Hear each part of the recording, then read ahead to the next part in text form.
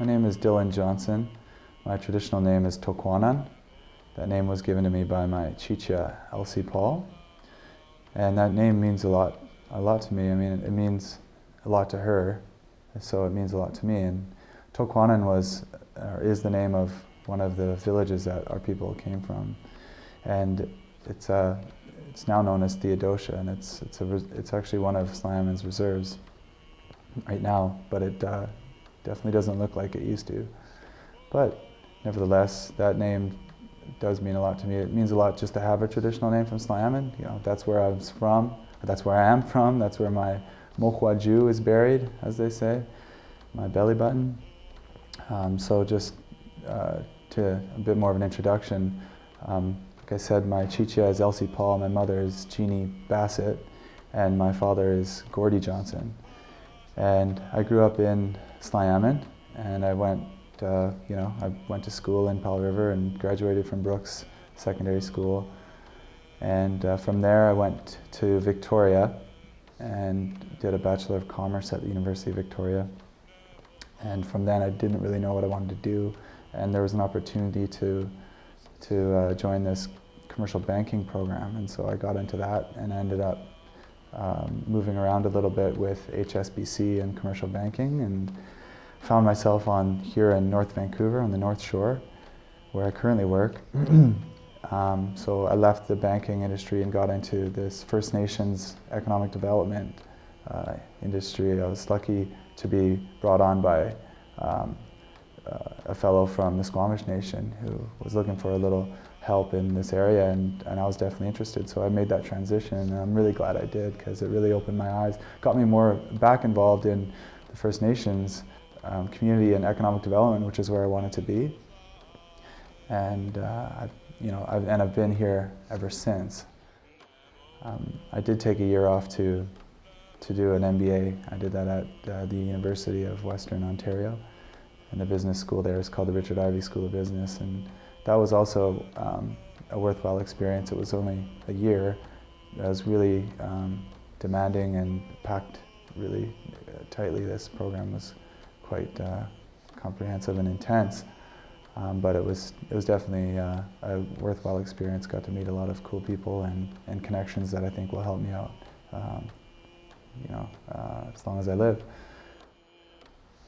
But following completion of that program and coming back to my job here in North Vancouver, I decided that I wanted to try running for Slayaman Council, and I was really fortunate to be voted in, and and that's been a great experience for me. I mean, I wanted to get back involved in Slayaman and see whether I could apply some of my education and some of my experience in trying to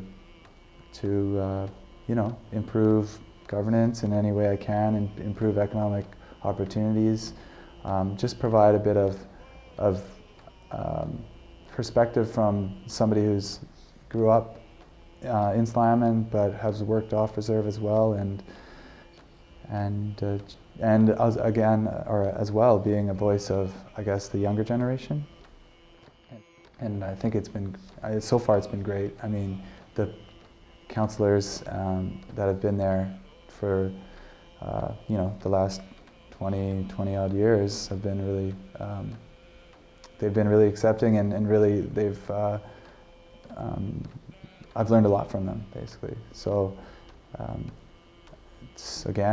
really thankful to have been elected, and I hope that I stick around for a while and help out as much as I can.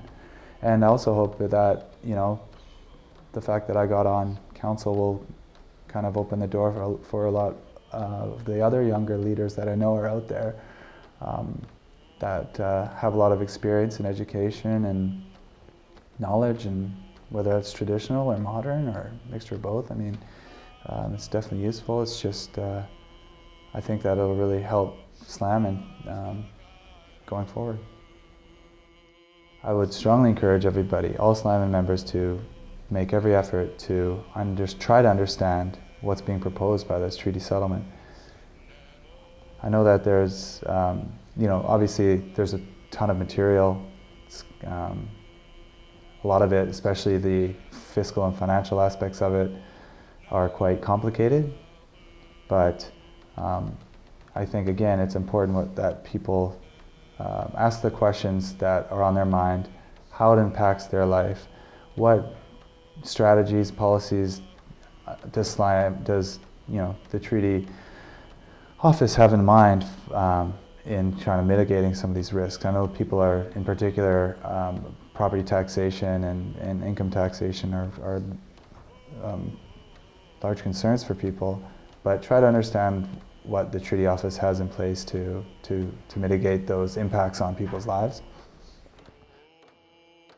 Also, I would strongly encourage people to understand the different agreements. There's the final agreement. That's the treaty. That's what's kind of constitutionally protected. Whereas there are other side agreements with the proposed settlement. So it's important to understand what's set in stone and what's subject to change.